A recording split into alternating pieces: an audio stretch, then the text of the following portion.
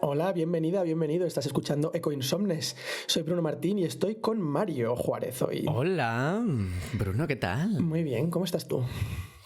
Pues bueno, pues muy bien, porque estamos aquí de estreno, ¿no? Un poco.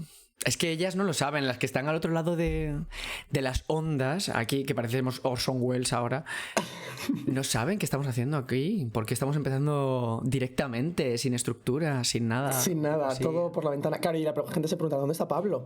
A ver, a Pablo lo hemos aparcado temporalmente. Todo es voluntario. Pues si fuera un coche que no tenemos, nunca ni vamos a tener, en plan de, Pablo, te queremos muchísimo. Porque hoy tenemos un episodio un poco diferente. Hoy vamos a hacer una entrevista. No os preocupéis que Ecoinsomnes sigue su rumbo, sigue su curso, siguen los episodios normales, pero de vez en cuando hemos decidido que queremos intercalar conversaciones más en profundidad, porque es que ha habido gente que hemos traído al podcast que hemos pensado, es que te escucharíamos 45 minutos, no 2 audios de 2 minutos. Entonces, Eso es. venimos a profundizar y a variar un poquito. Entonces, de vez en cuando vamos a hacer entrevistas en las que estemos dos de nosotros. Hoy ha tocado Mario y yo, otros días serán Pablo y Mario o Pablo y yo, y hablar con gente pues súper interesante en general. Gente top, porque aquí solo os traemos la creme de la creme de la lucha ecosocialista, porque aquí estamos en... Calidad y criterio es lo que queremos poner a esta vida. Calidad y criterio, literal, ¿eh? O sea, puede ser nuestro lema, porque seremos, chicas, seremos pobres. No tendremos a nadie detrás patrocinándonos, pero tenemos el cariño de toda esta gente. Por supuestísimo. Pues vamos a hablar de un temarraco que es nada más y nada menos que ecofeminismo. Eso es, vamos a hablar de ecofeminismo, porque en este podcast hablamos mucho de justicia social y siempre hemos defendido que no va a haber una resolución a la crisis ecológica sin justicia social y de género, y sin embargo somos 3 hombres cis. Tres señoros, o sea, 3 señoros con un podcast que somos el meme, así que... A mí me da vergüenza, cuando la gente, yo a veces digo, no puedo quedar este día que voy a grabar, y me dicen, ay, ¿eres actor? Y yo, no tengo un podcast, perdón. Sí, es un poco esta la sensación de culpa, porque somos 3 señores con un podcast. Inundando las ondas con nuestras opiniones. Unos máses. Esto hay que corregirlo. Entonces hoy vamos a hablar de ecofeminismo y vamos a ser educados y vamos a intentar aterrizar cosas de las que solo hemos hablado en abstracto, porque va siendo hora y es necesario. Además, es que tenemos que ponernos las pilas con este tema, ahora un poco fuera de los memes, porque evidentemente somos 3 señores. Somos 3 señores feministas. Sí, y la gente se piensa, pero que por ser de izquierdas ya te vienen los drivers instalados para saberse de los feminismos, rollo Matrix, o sea, que te pones ahí un disquete en la nuca y ya somos todas expertas. No, hay que leerse cosas y sobre todo escuchar, que lo hacemos muy poco a veces y toca, empleando tiempo activo en esto. Totalmente. Y bueno, ya hemos visto, como dices, Mario, que no basta con ser izquierdas para practicar el feminismo, que tú de boquilla puedes decir muchas cosas, pero al final es una forma entera de mirar y sobre todo de actuar. Y también quiero que lo relacionemos, obviamente, desde la perspectiva ecologista con temas de los que ya hemos hablado, pero igual no hemos establecido el vínculo de forma tan específica. Hemos hablado de cómo el patriarcado y el capitalismo están acabando con el planeta y también con una sociedad en la que queramos vivir. Tiene mucho que ver con el decrecimiento, el capítulo de hoy también. Vamos a intentar no repetirnos demasiado, creo que vamos a poder aportar perspectivas nuevas y sobre todo vamos a escuchar y aprender de la mejor. Sencillamente. Es verdad, porque vamos a hablar con una autoridad mundial en materia, no de ocultismo en este caso, pero en materia de ecofeminismo, que es nada más y nada menos que Yayo Herrero. Yayo Herrero es una persona que ya hemos tenido en este podcast y nos quedamos con ganas de muchísimo más.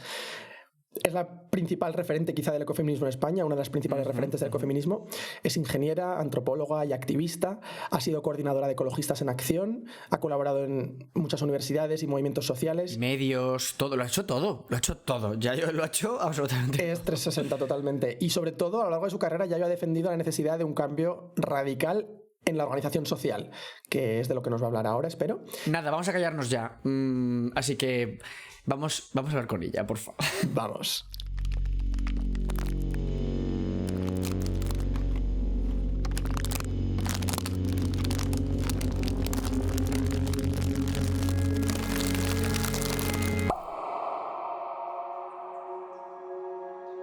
Hola, Yayo Herrero, ¿qué tal? ¿Cómo estás? Muchas gracias por venir. Muchísimas gracias a vosotros por guardarme este huequito y estoy encantada de estar aquí.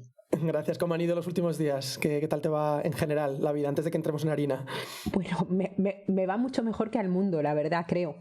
O sea que es casi da agobio decir que estás bien, que te sientes querida, que te sientes... Sí, te da como cargo de conciencia un poco. Te sientes como tranquila, ¿no? Y luego, por otro lado, muy conmocionada con tantas cosas que están pasando alrededor, ¿no? Está siendo una semana horrible porque no ha terminado. Estamos, bueno, para que todos lo sepan, estamos en plena semana de la Dana, entonces está siendo todo bastante grotesco, horripilante. Justo están saliendo ahora las cifras de afectados por las inundaciones en Valencia, en Albacete, y bueno, hay que procesarlo. Desolador, la verdad, sí. Bueno, vamos a entrar en nuestro tema de hoy. Queremos hablar de ecofeminismo.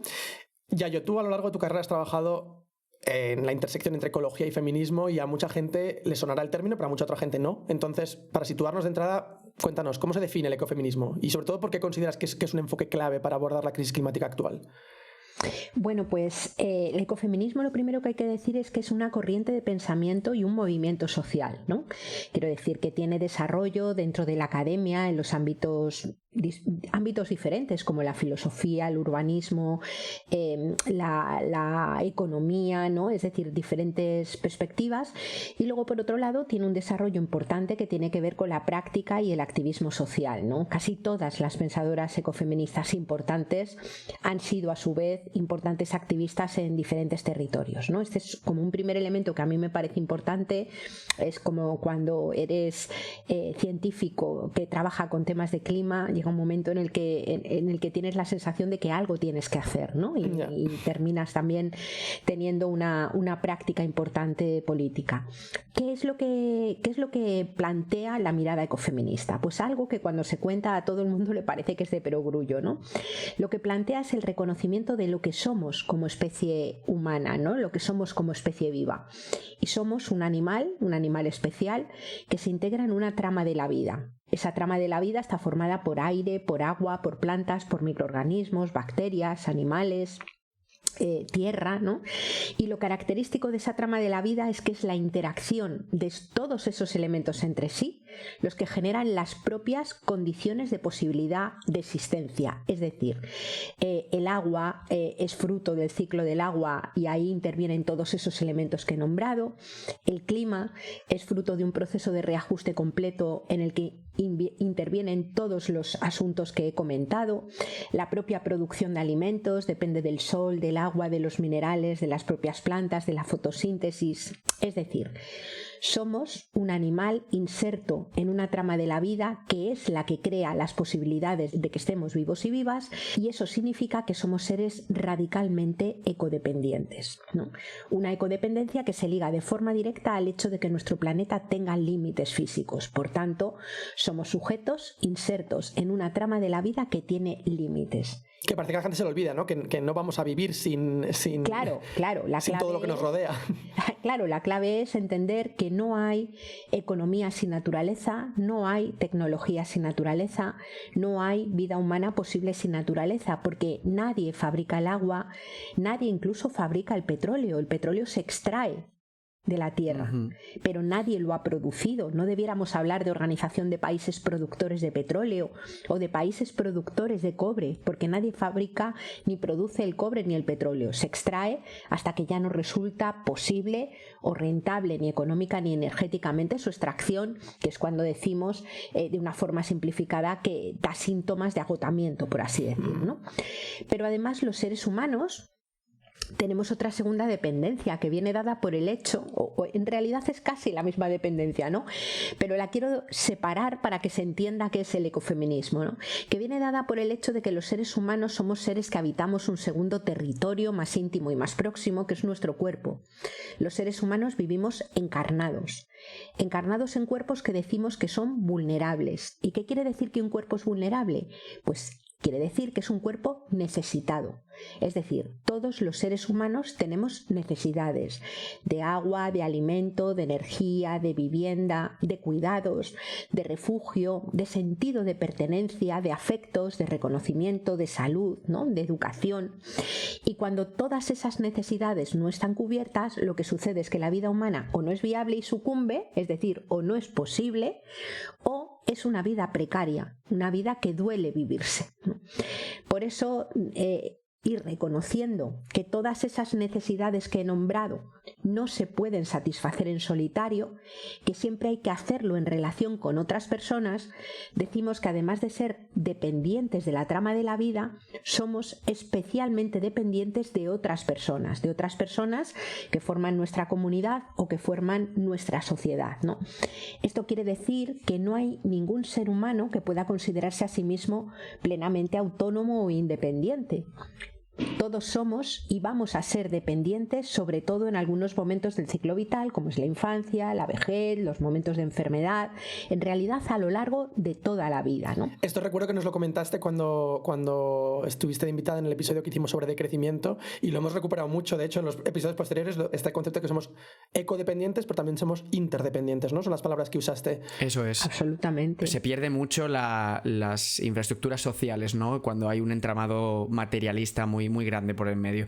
Yo te quería preguntar, Yayo, porque hablas de que, claro, existe esta dependencia intrínseca entre la explotación de la naturaleza, de los recursos y bueno, un poco los fenómenos de opresión de las mujeres, porque de ahí la parte de feminismo, ¿no?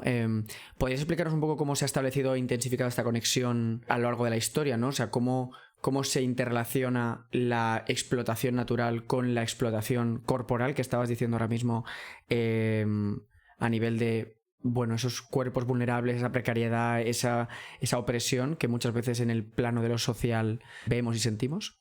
Claro, es que toda esta interdependencia, toda esta dependencia, digamos, todo este sostenimiento cotidiano y generacional de la vida y el sostenimiento de los cuerpos ha sido mantenido históricamente por mujeres. Mayoritariamente por mujeres. No porque las mujeres estén mejor predeterminadas, digamos, esencialmente para hacerlo, sino porque vivimos en sociedades que establecen una determinada división sexual del trabajo, que asigna mayoritariamente a las mujeres de forma no libre las tareas que tienen que ver con el cuidado, igual que asigna a los hombres de forma no libre muchas tareas que tienen que ver con la potencia, con la guerra, con el ejercicio del poder, generando también un sufrimiento atroz, ¿no? Y esto a lo largo de la historia lo podemos ver bien. O sea, un mito como el nuestro, el que cuenta un poco cómo ha aparecido la especie humana, que es el mito del Génesis, ¿no? Cuenta cómo Dios lo creó todo, después Adán, de un trozo de Adán a Eva, pero a lo que voy es a lo que sucede después, ¿no? Dios, cuando es desobedecido, expulsa a los seres humanos. ¿Y a dónde les expulsa?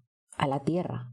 Es decir, la narración cultural que tenemos en Occidente sobre la aparición de los seres humanos en la Tierra es un exilio y un castigo forzoso en la Tierra, y un exilio y un castigo forzoso a Eva, que parirá con dolor por haber sido la inductora. Desde ahí hay un arranque que va ligando directamente el cuerpo como algo menos valioso, como algo material, digamos, y la Tierra como sujeto explotable, el cuerpo también como sujeto explotable, ¿no?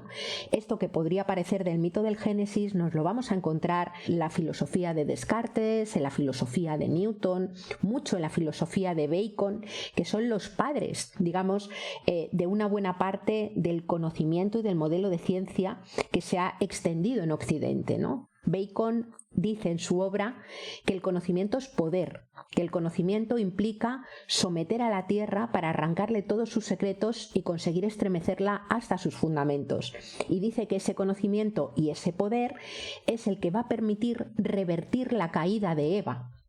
No, revertir esa vida humillada de los seres humanos en la tierra, que es culpa de Eva, cuya función es parir con dolor y ocuparse, por extensión de todas las mujeres, del tema del trabajo, ¿no? A lo largo de la historia vamos viendo cómo eso se va asentando y, por ejemplo, vivimos en sociedades que no denomina trabajo al que hacen mayoritariamente mujeres que pasan a lo mejor 60 años de su vida disponibles para producir bienes y servicios en los hogares, 24 horas al día. Eso no es llamado trabajo, ¿no? Es decir, que hay un proceso que violenta la tierra que violenta y esconde el trabajo que hace falta para sostener la vida en pie, a la vez que se necesita y no se puede prescindir de él, ¿no? Yo, en mi opinión, hay rasgos de cultura enferma en una cultura que somete y domina precisamente aquello que le sustenta, que violenta y destroza lo que le sustenta, ¿no?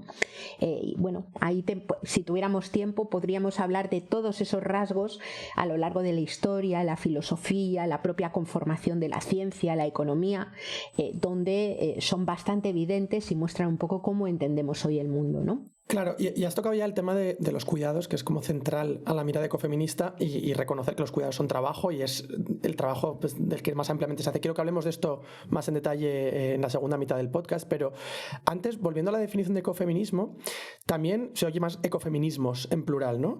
Y hay como distintas corrientes, hay una corriente más en Latinoamérica, creo que, por ejemplo, históricamente había una corriente más esencialista del ecofeminismo, ¿no? En la que se habla de las mujeres como con unas cualidades particulares distintas a las de los hombres. ¿Nos puedes hablar un poco de estas diferencias y qué tienen en común y qué no? Si es importante esta distinción.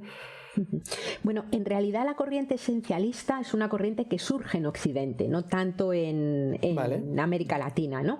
Digo que surge en Occidente porque es una corriente que lo que viene a defender es que las mujeres están más próximas a la naturaleza y a comprender su degradación simplemente por cuestiones esenciales. Las miradas esencialistas dicen que el hecho de que las mujeres puedan parir las hace más próximas a entender y comprender un poco los procesos de destrucción de la naturaleza y también su defensa, ¿no? Es una corriente que tiene una visión muy negativa sobre la masculinidad, a la que considera también esencialmente violenta y esencialmente destructora, ¿no? Hay otra corriente, que es la corriente constructivista o crítica, que viene a plantear que si las mujeres están más próximas a los procesos de defensa de la tierra no es por naturaleza, sino porque es el rol que el patriarcado ha obligado a jugar durante miles de años, ¿no? Vale. Y esta mirada tiene una mirada sobre la masculinidad mucho más positiva, es decir, no hace una crítica al conjunto de la masculinidad, sino a la masculinidad normativa y autoritaria de las sociedades patriarcales, ¿no? Es decir, a mí la primera mirada pues no la comparto y me resulta muy, muy lejana, ¿no? Me ha chocado un poco a mí también. Si bien es verdad que hay algunas prácticas concretas de esas miradas que han conseguido cosas bastante interesantes, ¿no? Hay, por ejemplo, está todo el colectivo de mujeres de Greenham Commons y demás que consiguieron eliminar una base militar y sumaron a montones de hombres y a mujeres en la lucha, ¿no? Lo que quiero decir es que cuando te aproximas a las cosas no desde lo abstracto y lo intelectual, sino desde la práctica concreta, los puntos de encuentro probablemente puedan ser mucho mayores, Vale. ¿no? Que igual no estamos de acuerdo con todas esas ideas, pero no hay que minimizar que han contribuido mucho a cambiar realidades prácticas, ¿no? Que afectan a mucha gente. Efectivamente, pero a mí teóricamente me echan para atrás un montón, digamos, ese tipo de planteamientos, ¿no? Y luego está tú hablabas de los enfoques latinoamericanos, que es importante decirle, ¿no? Los enfoques latinoamericanos tienen sus propias genealogías, igual que los asiáticos y los africanos, y han sido tachados muchas veces de esencialistas, pero no lo son. Lo que sucede es que las mujeres de los pueblos originarios, las mujeres campesinas, por ejemplo, de Abya Yala, son mujeres que tienen una cosmovisión radicalmente distinta. Son pueblos, hombres y mujeres, digamos que se sienten pertenecientes a la tierra, y cuando hablan de la masculinidad o de la feminidad, hablan de forma radicalmente distinta a como hablamos nosotras desde aquí, ¿no? Es decir, ahí, por ejemplo, tienes a autoras como Vandana Shiva, que ha sido calificada muchas veces de esencialista, pero es tremendamente materialista. Es una mujer tremendamente inmanente y que lo que hace es una defensa encendida de la pertenencia a la vida y del papel que las mujeres han jugado, por ejemplo, en la India, para sostener ecosistemas, biodiversidad y la vida, ¿no? Y luego, por último, de una forma muy rápida, hay un enfoque que bebe un poco de la economía feminista, de los enfoques decoloniales y de otros enfoques ecofeminismos, que es en el que yo me siento más cómoda, que es el enfoque de la sostenibilidad de la vida, que es un enfoque que reconoce que si somos ecodependientes y somos interdependientes, eso significa que la vida humana ha de ser sostenida intencionalmente, que no se sostiene sola, y que por tanto hemos de construir sociedades, culturas y políticas que tengan como prioridad el sostenimiento de la vida digna para todas las personas. Desde este enfoque se reformula la idea de sostenibilidad, se reformulan las urgencias y es posible mirar en realidad casi todos los aspectos de la vida desde otro lugar, desde el lugar que prioriza la vida buena, ¿no? Qué importante esto, es que habría que, no sé, de verdad sintetizar este tipo de cosas. El ponerlo todo seguido es como... Tiene todo el sentido, tiene... Sí, o sea, a mí me ha venido genial este repasito histórico rápido y yo creo que ahora que entendemos la teoría me gustaría que hablemos de la práctica y de la actualidad sobre todo, porque esta idea de la sostenibilidad de la vida, como dices, afecta a todo lo que... al entramado en el que vivimos hoy, y me gustaría saber, aterrizándolo ya en la actualidad, qué plantea el ecofeminismo hoy en día como alternativa para la gestión de los recursos, por ejemplo, para la organización social. Mira, yo creo que lo más, o por lo menos lo más importante que yo veo en este momento es entrar en el debate y en la reflexión. Es decir, yo creo que en este momento necesitamos abrir como una especie de gran conversación social formada por muchas pequeñas conversaciones como esta, ¿no? En donde tengamos la posibilidad, digamos, de mirar el momento que estamos viviendo y cómo salir de este atolladero, ¿no? Las miradas ecofeministas yo creo que ahora mismo están aportando una clave central a la hora de pensar que es una transición ecosocial justa, ¿no? Hay y se está creando un marco de propuestas, yo creo que extremadamente interesante, ¿no? Una transición, dice el diccionario, que es un cambio en el modo de ser y de estar, y yo creo que esa es la clave, es un cambio en el modo de ser y de estar ecosocial, es decir, que tenga en cuenta la ecodependencia y la interdependencia y que sea justo, ¿no? Entonces, ¿cómo define, por ejemplo, en este momento el ecofeminismo una transición ecosocial justa? Dice, una transición ecosocial justa es un proceso deseado, planificado y compartido que tiene como prioridad la garantía de condiciones dignas de existencia para todas las personas en un contexto de inevitable decrecimiento material y en pleno cambio climático. O sea, que el decrecimiento ya entra aquí también con el ecofeminismo, no puedes separar uno de otro, ¿no? Claro. ¿Cuál es el asunto? Vivimos en un contexto material en el que sí o sí vamos a tener que vivir con menos energía, menos materiales y menos recursos de la tierra. No queda otra. Entonces, desde mi punto de vista, plantear el decrecimiento como una propuesta política es un error, porque habrá decrecimiento sí o sí. Digamos que la emergencia o el surgimiento tan fuerte de los nuevos fascismos o de la ultraderecha populista, desde mi punto de vista, tiene que ver con una respuesta distópica al inevitable decrecimiento material, donde la respuesta no es que haya que repartir, sino que sobran personas.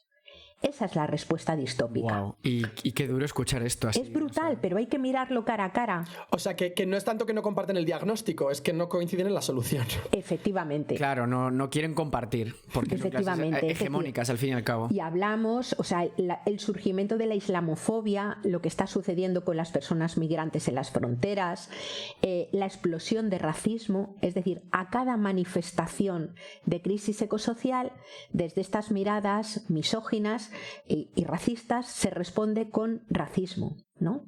Con propuestas y políticas racistas, que significa que blindémonos, quedémonos con todos los recursos y hay otra gente que tiene, claro, que tiene menos calidad, que tiene menos valor y que no pasa nada por dejarles solos, ¿no? Por tanto, la propuesta ecofeminista es decir, no, hagámonos cargo de ese inevitable contexto de decrecimiento material y conformemos una forma de organizar la política, la cultura y la economía que ponga en el centro y como prioridad los principios de suficiencia, es decir, aprender a vivir con lo suficiente, que ojo, es lo mismo un derecho que una obligación. Es la obligación a no tener más de lo que te corresponde, pero el derecho a tener lo que necesitas. Hay gente que necesita más, por eso a mí no me gusta hablar de decrecimiento como si eso fuera la propuesta política, ¿no? Acompañando a esta idea de suficiencia va la de reparto y por otro lado el enfoque de la sostenibilidad de la vida para reorganizarlo todo. Es decir, ¿cómo sería una ley de extranjería si la prioridad fuera el sostenimiento de todas las vidas? ¿Cómo sería la fiscalidad? ¿Cómo sería una ley de vivienda? ¿Cómo sería la producción de alimentos? ¿Cómo serían los principios de precaución y la gestión de los riesgos que se derivan de la crisis climática, ¿no? ¿Qué haríamos en los sitios para estar preparados para cuando vengan los eventos climáticos extremos o las sequías o los fenómenos que sabemos que van a venir, ¿no? o cómo haríamos para que nuestro metabolismo económico se vaya acortando y a la vez produzca todo aquello que es necesario para que la gente tenga vidas buenas, ¿no? A eso es a lo que le llamamos transición ecosocial justa, y la clave ecofeminista es que pone en la misma agenda la garantía de las condiciones de vida que tienen que ver con la interdependencia y la contracción a lo que posibilitan los límites planetarios, que es lo que tiene que ver con la cuestión eco, ¿no? Es decir, no se puede hablar de justicia sin hablar de sostenibilidad ecológica, pero tampoco se puede hablar de sostenibilidad ecológica sin hacernos cargo de las vidas concretas, ¿no? En ese sentido, el ecofeminismo, por ejemplo, transforma la propia idea de urgencia, porque si bien es urgente descarbonizar la economía, también es urgente que la gente deje de ahogarse en el estrecho, también es urgente que la gente coma todos los días, o que no le corten la luz, o que tenga vivienda, ¿no? Es decir, la clave es no abordar los problemas desde las abstracciones habituales de la política y de la economía, sino hacerse cargo también de las vidas concretas. Eso es lo que aporta el ecofeminismo.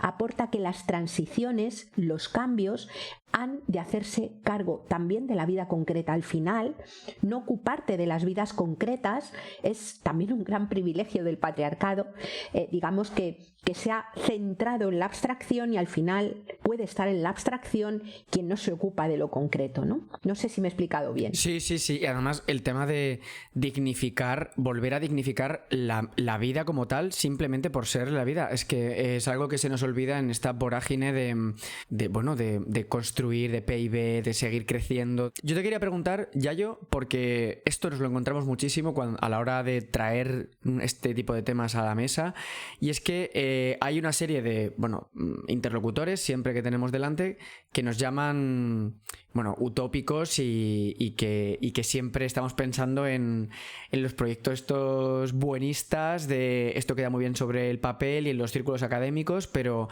que es una utopía aplicar esto en la vida real porque no es posible. Entonces, ¿qué respondes o qué responderías tú a esta gente que te viene con esto es una parafernalia que tú te has montado para tú justificarte tu cosmovisión y ya está? Esto no tiene ningún tipo de recorrido material.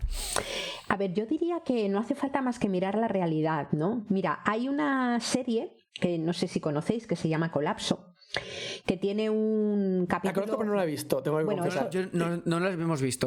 Y yo os diría no la veáis, es horrenda. No nos va a venir bien, es que ¿no? me han hablado, no hemos tenido mucha prisa porque nos han hablado regulinchi. Es horrenda, porque pretende, con la buena intención de llamar la atención sobre la crisis ecosocial, es decir, lo que hace es hacer un relato sobre las personas y sobre es antropológicamente súper negativa, ¿no? Pero lo traigo porque hay un capítulo, yo vi 3, del tercero ya no pude pasar, ¿no? Me cabré un montón. Y hay un capítulo que fue en el que yo ya desistí, que es un capítulo en el que hay un evento climático extremo terrible, un colapso así generalizado de bienes y servicios, y ese capítulo se centra en una residencia de mayores donde lo que sucede es que todas las trabajadoras salen corriendo, huyendo para salvar la vida, y el único que queda es un trabajador que aplica una especie de eutanasia forzada, misericordiosa, a todos los abuelos. Menudo viaje. Jesús, qué drama, por Dios. O sea, es una cosa terrorífica, ¿no? Claro, ahora miremos qué pasa en la realidad. ¿Qué hicieron las trabajadoras de la residencia durante la pandemia? Es decir, en una situación horrible, trabajar como bestias para proporcionar la dignidad que podían a las personas mayores. ¿Qué ha pasado ayer en Valencia? Que todo el mundo ayudándose, la gente metiendo gente en su casa independientemente y que han salvado vidas. Las trabajadoras de las residencias se han quedado como vanguardia para salvar vidas a ellas. Claro, ¿qué es lo que ha pasado? Que en una residencia en concreto, esas trabajadoras, 10 trabajadoras, han subido a pulso a todas las personas mayores a los pisos de arriba para que estuvieran a salvo, ¿no? Lo que quiero decir con esto es que la mirada distópica es la mirada del capital, es la mirada del individualismo. Es una mirada que considera que las personas somos egoístas, que las personas no colaboramos nunca entre nosotras, que cuando vienen cosas malas lo que sale es el todos contra todos. Y cuando miramos la realidad y pasan ese tipo de cosas, lo que vemos son explosiones de solidaridad espontánea, vemos a gente que no quiere abandonar a la gente mayor y se queda allí, a lo mejor pudiendo salido, vemos al personal sanitario en los hospitales bombardeados de Gaza que no se quieren ir aunque saben que les están cayendo bombas, ¿no? O sea, yo no digo que no haya conductas terribles y egoístas en la sociedad, las hay, pero también hay conductas altruistas, colaborativas, y cuando las cosas vienen mal dadas, si hay un mínimo coágulo comunitario organizado, es mucho más fácil que salga la colaboración que lo otro, ¿no? Es que para que la sociedad se mantenga todos los días, hay un montón de redes de confianza que no son nombradas, que están ocultas, que se dan por hecho y son invisibles, pero que hacen que todo funcione. Y afloran y se visibilizan en las catástrofes. Sí, porque además es que esto lo decimos mucho en el podcast y yo personalmente soy muy fan del concepto de la infraestructura social, que una de las primeras medidas de adaptación siempre cuando hay adversidades es tener una red de apoyo y tener una red de respuesta en la que tú puedas confiar en vecinas, en amigas, en gente a tu alrededor que pueda pues echarte una mano, una cuerda. Es que hemos visto a gente salvando a gente derriadas con cuerdas desde balcones, gente que se ha roto costillas de tirar para o sea, estamos hablando del extremo porque esto era una catástrofe natural, pero hablamos de que bajo el calor, bajo el hambre, esto es súper importante, o sea, claro, aprender a fomentar esto en las nuevas generaciones, desde que somos muy pequeños, de hacer amigos reales, lazos sinceros. Esto es para mí absoluta. Pero fíjate que a mí lo que me parece súper significativo es que sucede aunque tú no tengas esos lazos. Es decir, que la gente, es verdad. Que la gente, ayer, por ejemplo, las carreteras de Valencia cortadas eran un hervidero de gente caminando, yendo a los sitios que están más afectados, con cubos, con comida. O sea, lo que quiero decir es que frente a esas personas que dicen que esto es muy utópico, lo distópico es pensar que eso no sucede. Cuando miras la vida real, cuando miras lo que sucede en la vida real, ves que sí que brotan esas relaciones de colaboración y de apoyo mutuo. Claro. Y hay que tener una cultura por encima que te envuelve y que te pone una especie, como te diría yo, de burka de desconfianza, ¿no? Para no ver que eso sucede. Lo que plantea el ecofeminismo, las miradas ecofeministas, es que hay que nombrar y poner luz en todos esos procesos invisibles que sostienen la vida, porque existen, ¿no? Eso es. Están ahí. Pensando en cómo se aterrizaría en la política pública esta mirada ecofeminista, hablabas de cómo sería una ley de vivienda ecofeminista, ¿no? Cómo sería una fiscalidad ecofeminista, todo esto. A mí me gustaría preguntarte, primero partiendo de las organizaciones sociales que de entrada ya deberían estar un poco más alineadas o más convencidas de esta visión.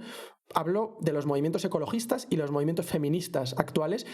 ¿Crees que están alineados con esta visión ya o hace falta más articulación entre ambos, más propuestas tangibles en esa dirección? Bueno, yo creo que siempre hace falta más, ¿no? Pero en los últimos años se ha producido un avance tremendo. No hay más que ver, por ejemplo, los manifiestos que salen durante los 8 de marzo, digamos, ya incorporan de una forma. El último manifiesto, por ejemplo, de la Asamblea del 8 de marzo de Madrid era un manifiesto que tenía un imaginario ecofeminista tremendo. Es decir, yo creo que ya cada vez de una forma más intensa y dentro de los propios movimientos ecologistas, desde luego hay muchas activistas que son feministas, pero dentro de los propios movimientos ecologistas se va abriendo paso eso, ¿no? Se abre paso de una forma que no es fácil porque digamos, los movimientos sociales en general, no solo el ecologismo, han tendido a reducir el ecofeminismo solo a la cuestión de añadir el pegote de los cuidados, ¿no? Y no es el cuidado a los cuerpos solo. Es decir, de lo que habla el ecofeminismo es del cuidado y cautela con el conjunto de la vida, y eso implica hablar del concepto de producción, es decir, las miradas ecofeministas proponen categorías y prácticas alternativas no solamente al modelo dominante, sino también a las propuestas de los propios modelos sociales emancipadores, ¿no? Es que, claro, o sea, porque O sea, a mí me gusta, sobre todo el titular, me quedo con ello de hemos avanzado mucho en los últimos años, porque de nuevo también es una cosa que no se ve. No sé, las victorias, que parece que nos las contamos muy poco, joder, que siempre estamos aquí diciendo, madre mía, qué mal estamos. Pues hombre, vamos a decir también un poco lo bueno. En términos de políticas públicas y cambios estructurales, Yayo, ¿qué ejemplos concretos podrías darnos de prácticas ecofeministas exitosas que estén ayudando en una posible transición hacia este modelo socioeconómico amable y compatible con los límites del planeta? O sea, ¿hay algo que ya digamos, mira, esto va en la buena dirección, está contribuyendo a esto? Bueno, yo diría que aquí muchos planteamientos, pero están en disputa, ¿no? A mí, por ejemplo, las medidas políticas que se están planteando en este momento en el Ministerio de Derechos Sociales, el que encabeza Bustinduy, me parece que algunas de ellas, sobre todo las que tienen que ver con el cuidado de la vida, van en muy buena línea, ¿no? A mí me parece que van en buena línea. Creo también que algunas propuestas que han sido más de corte municipalista, algunas propuestas urbanas, por ejemplo, que se plantearon en Barcelona, iban en buena línea. Algunas cosas de las que se trataron de poner en marcha en Madrid durante el gobierno de Ahora Madrid, que tenían que ver, por ejemplo, con la economía social y solidaria, iban en buena línea. Pero tenemos que ser muy conscientes, y eso no es ser negativo, de que nos movemos en un terreno de disputa. Y ese terreno de disputa tiene mucho que ver con que la función central o el asunto central es cómo poder reorientar el deseo de la mayor parte de la población, ¿no? Es decir, cómo de alguna manera modificar los conceptos dominantes de bienestar, de seguridad, de vida buena, ¿no? De tal modo que podamos hacer deseable, ¿no?, un contexto de suficiencia, de reparto y de sostenibilidad de la vida. Y ahí creo que hay una parte en la que sí se están produciendo avances muy significativos, que es la que tiene que ver con la parte más de pedagogía social, con la parte que tiene que ver con la comunicación. Por ejemplo, el propio mundo de las producciones culturales. Cada vez te encuentras muchas más exposiciones, mucho más trabajos, por ejemplo, de los que realizan museos locales con la propia población local, que van en esa línea, ¿no? Ha habido hace muy poquito, por ejemplo, un proyecto que el Museo del Prado ha llevado a cabo con mujeres del Valle del Jerte, que ha sido un proceso alucinante porque suponen unas transformaciones culturales utilizando además las miradas del arte, ¿no? O sea, quiero decir, si me dijeras, dime qué medidas concretas en el plano económico, te tendría que decir, estamos en el campo del todavía no. Pero el campo del todavía no es el campo del imposible. Y el campo del todavía no requiere, digamos, esa generación de esperanza activa que tiene que ver con mirar cara a cara la realidad, con tratar de imaginar horizontes de deseo compatibles con los límites materiales y sobre todo con ponerse a caminar hacia ello. Esa es la clave. La clave de la esperanza activa es empezar el camino. Y hablabas de pedagogía social y de cómo se ha sabido comunicar una parte, igual hay otra que todavía no, reorientar el bienestar. A mí la impresión que me da, y corrígeme si me equivoco, es que el feminismo cada vez está más asumido social y políticamente, ¿no? Está más integrado en los grupos políticos, en las propuestas, en los movimientos sociales, pero la mirada ecofeminista como tal todavía es bastante radical, nicho, ¿no? Esta idea de, o sea, sobre todo ligada al decrecimiento económico, es una cosa que no sé si es que no estamos sabiendo comunicarla o va más allá, ¿no? ¿Sabes lo que quiero decir? Como que no sé si se están entendiendo y sabiendo comunicar con los grupos políticos y con la sociedad estas dos miradas integradas de ecologismo, feminismo y concretamente la mirada ecofeminista. A ver, yo creo que probablemente, desde luego, el nivel o el tamaño, la escala de los altavoces que hay para comunicarlo no es muy grande. Yo diría que sí que se produce un avance, lo que pasa que es verdad que es una mirada que genera mucho miedo y disputa, ¿no? Es decir, quienes se presentan, a mí ahora mismo me parece, que en el plano partidario, en el plano, por ejemplo, político, de partido político, estamos viviendo un momento en el que la política se ha reducido a la disputa mediática. Parece que la política se hace en las redes sociales con mensajes súper simplones, ¿no? Y yo echo de menos que existan espacios de organización política donde se pueda deliberar, donde se pueda construir, donde se pueda proponer. Eso siempre, no ha habido movimiento social que haya avanzado a golpe ahora de tuit y en tiempos pasados de panfletos. Ha habido reuniones, la gente se ha formado, la gente ha debatido, se han buscado propuestas complejas que no fueran simplificadoras, y yo creo que en este momento hay como, yo qué sé, pues todo lo que pasó la semana pasada alrededor de Errejón. O sea, es una locura.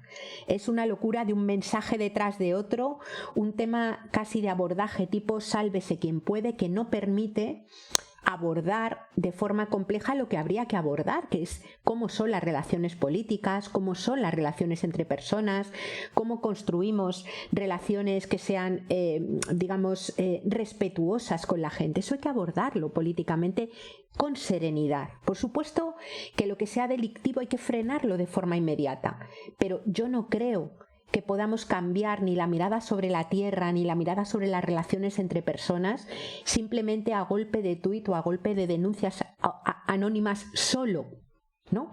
Quiero decir que no me parece que cumplen su papel en un determinado momento, pero lo que necesitamos es una transformación cultural y pedagógica de un calado tan grande que hacen falta espacios serenos donde nos atrevamos a hablar, que habitemos sin miedo, ni por unos lados ni por otros, ¿no? Eso es. Y yo creo que eso es crucial.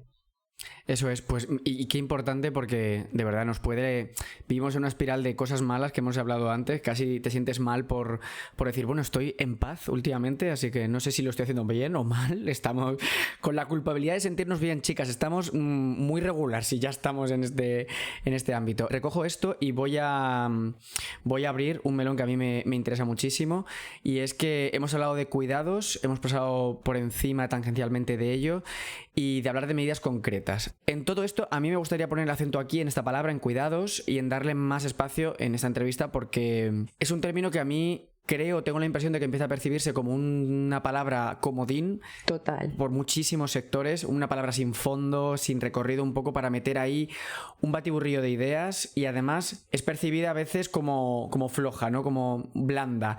Entonces, el ecofeminismo pone el trabajo de cuidados en el centro, en su propuesta. Me gustaría preguntarte por qué es tan importante este aspecto y cómo se relaciona con la sostenibilidad de la vida y el bienestar social, que lo hemos hablado un poco con varios temas, pero bueno, por concretarlo aquí y ahora. Pues Mario, me parece que abres un melón súper necesario de abrir, y además con un enfoque yo creo que muy interesante. En los últimos años yo creo que ha habido como una especie de frenesí por utilizar palabras que fueran significantes vacíos, es decir, palabras en las que cualquiera se pudiera reconocer y sentir bien. Y cuidados ha sido una de ellas, ¿no? Entonces, ¿qué es lo que pasa? Pues que igual que si llamas a todo violencia, resulta que ya nada es violencia, si llamas a todos cuidados, resulta que puede que ya nada o no sepamos qué es el cuidado, ¿no? Exactamente. Entonces, en el plano material, el cuidado de la vida son todas las tareas que son de apoyo material, físico y emocional para que la vida humana se pueda sostener. Es evidente en el caso de las criaturas más pequeñas, que nacemos medio crudos y no podemos sobrevivir si nadie se ocupa de nuestros cuerpos. Estamos hablando de alimentar, de asear, de acostar, de levantar, pero también de abrazar, de besar, de hablar, porque hasta para aprender a hablar necesitamos hacerlo escuchando hablar a otras personas. Hasta para tener autoestima y amarnos a nosotras mismas necesitamos hacerlo a través del reconocimiento que otras personas hacen de nosotros. Es decir, yo creo que en la infancia es evidente, ¿no? Uh-huh. Pensemos, por ejemplo, en el momento de la vejez, donde de nuevo puede haber personas que llegan a ser mayores, con una enorme vulnerabilidad, ¿no? Donde de nuevo no se levanten ni se acuesten ni se laven si no hay otras personas que estén alrededor.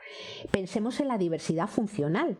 Según cuál sea la naturaleza de la diversidad funcional, hay gente que no puede vivir cotidianamente si no hay otras personas alrededor que se ocupan de las necesidades de ese cuerpo, ¿no? Eso. O pensemos en los momentos de enfermedad de cualquiera. Es decir, a lo largo de toda la vida, pero sobre todo en algunos momentos del ciclo vital, la vida sin que alguien te cuide y se ocupe de ti, literalmente es inviable, físicamente imposible, ¿no?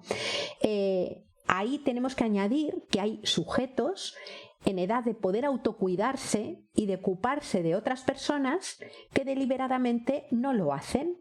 Hablamos ahí de los sujetos patriarcales, encarnados mayoritariamente en cuerpos de hombres, pero también a veces en cuerpos de mujeres, que deciden inhibirse o no ocuparse del cuidado de otras personas e incluso del cuidado de su propio cuerpo, que no lavan su ropa, que no preparan su comida, que no atienden y que descargan, digamos, todas esas tareas sobre otras personas, unas tareas que mayoritariamente cuando se hacen en el hogar de forma gratuita ni siquiera se llaman trabajo. Ya que para ir a la oficina a levantar el PIB te tienen que limpiar los calzoncillos y cuidarte al hijo, ¿no? Efectivamente, mira, hay un ejemplo un ejemplo práctico que lo muestra clarísimo, ¿no?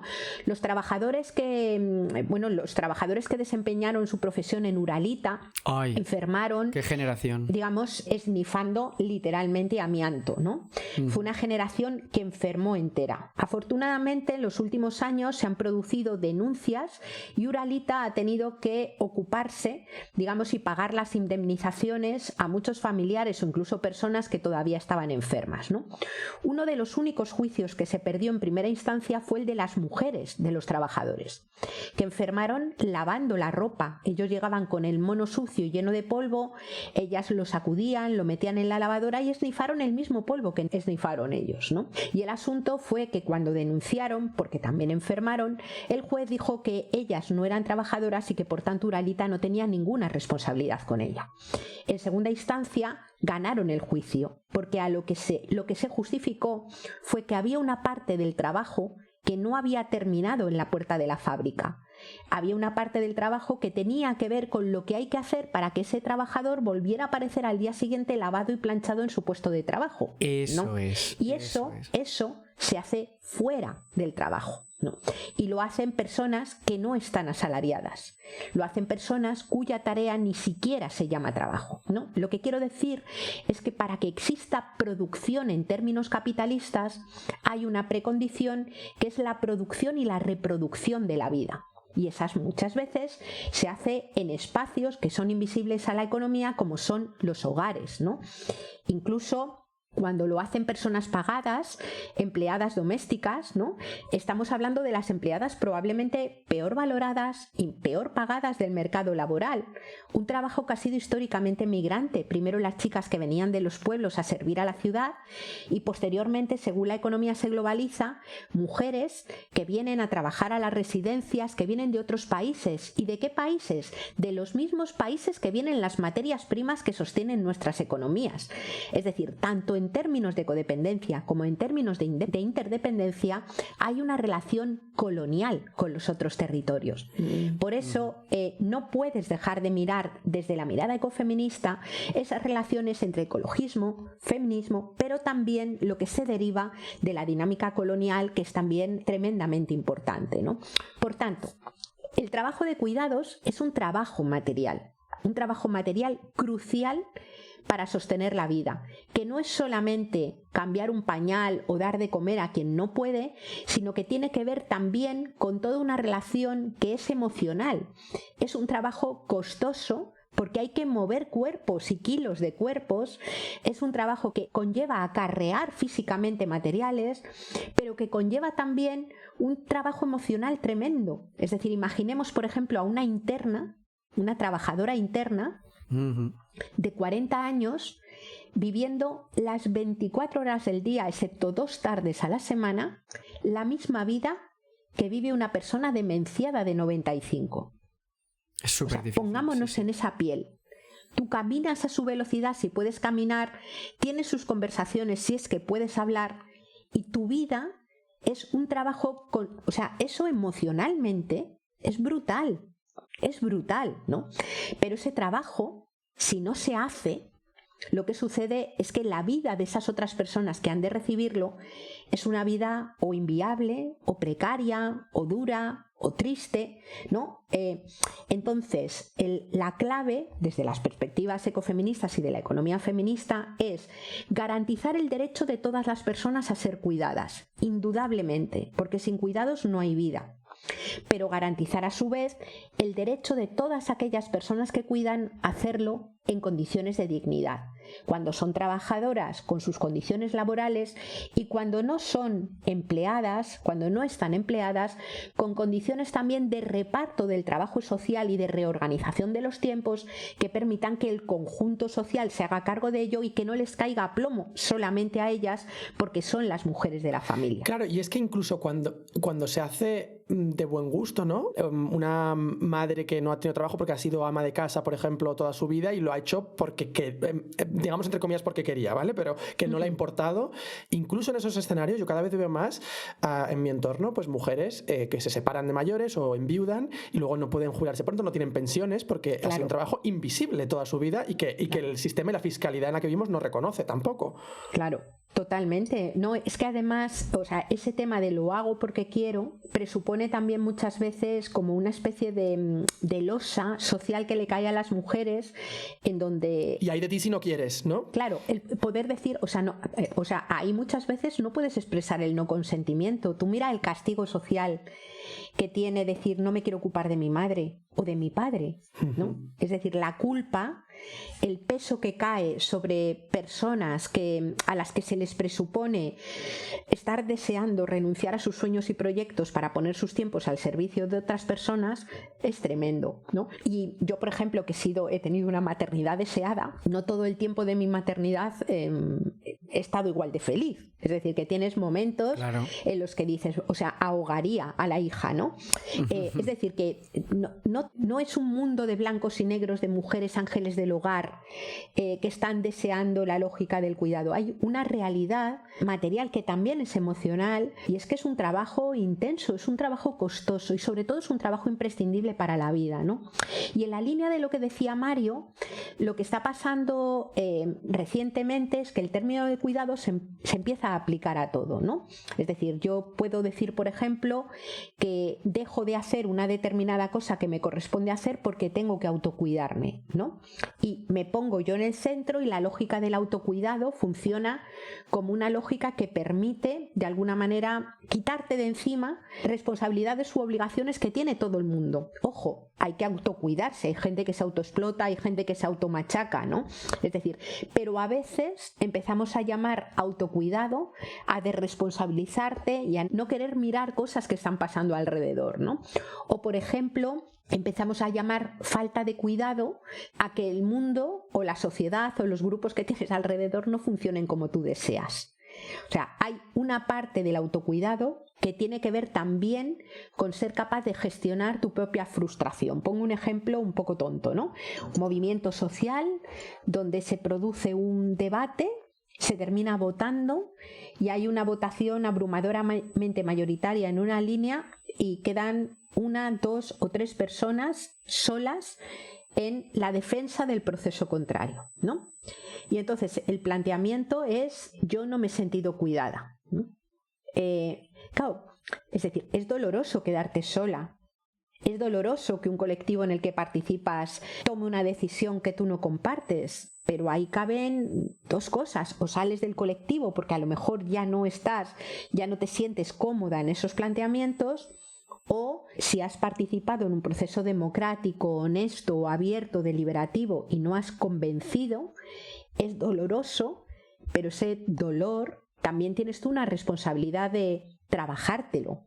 Es decir, no podemos exigir en dinámicas colectivas que todo el entorno que tenemos alrededor se mueva para no sufrir ningún malestar, ¿no?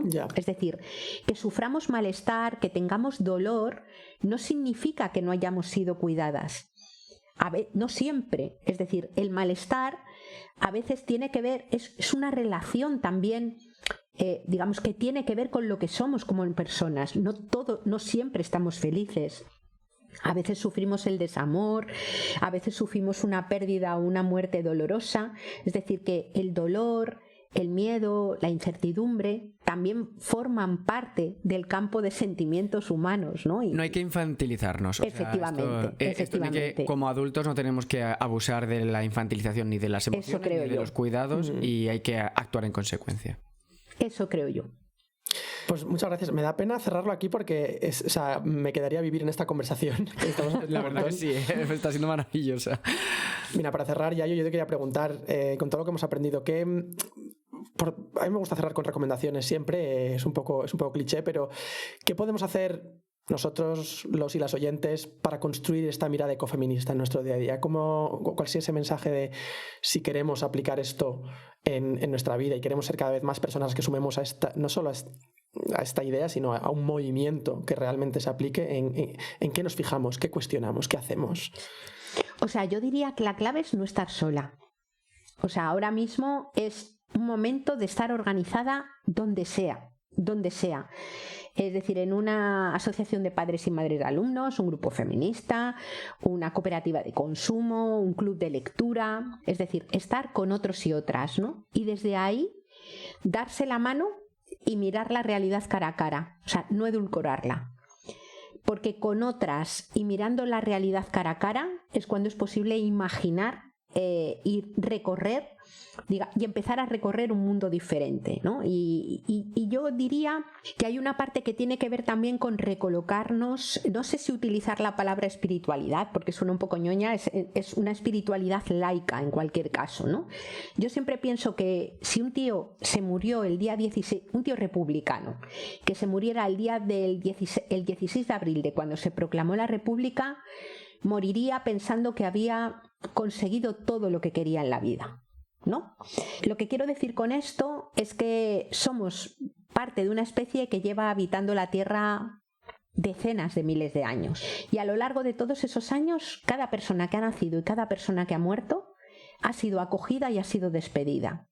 Nos han puesto un nombre y han lamentado que desapareciéramos. Es decir, nuestras vidas tienen sentido, y a lo mejor a lo largo de nuestra vida no vemos los sueños que hemos tenido, pero formamos parte de un hilo de continuidad donde otras personas recogen el testigo de la memoria, ponen otras cosas en marcha. Por eso a mí me parece que empeñarnos en que las cosas que tenemos alrededor funcionen y tengan éxito, que construyamos prácticas que en lo concreto nos funcionen, se conecta de forma larga con los logros que vamos a ver en nuestra vida o con las semillas que dejamos para que las disfruten otros. Y a mí eso, digamos, como que me llena bastante, la verdad. ¡Qué maravilla! Oye, me voy a emocionar, o sea, me voy a emocionar ya, o sea, muy temprano para estar yo tan blandito. Wow. Pues muchas gracias Mario, muchas gracias Yayo, muchas gracias a nuestros oyentes que están aquí cada 2 martes y nos vemos en el próximo episodio. Me ha encantado charlar con vosotros. Un abrazo muy grande. Chao. Un abrazo enorme. Vale. Chao, chao. Chao, chao.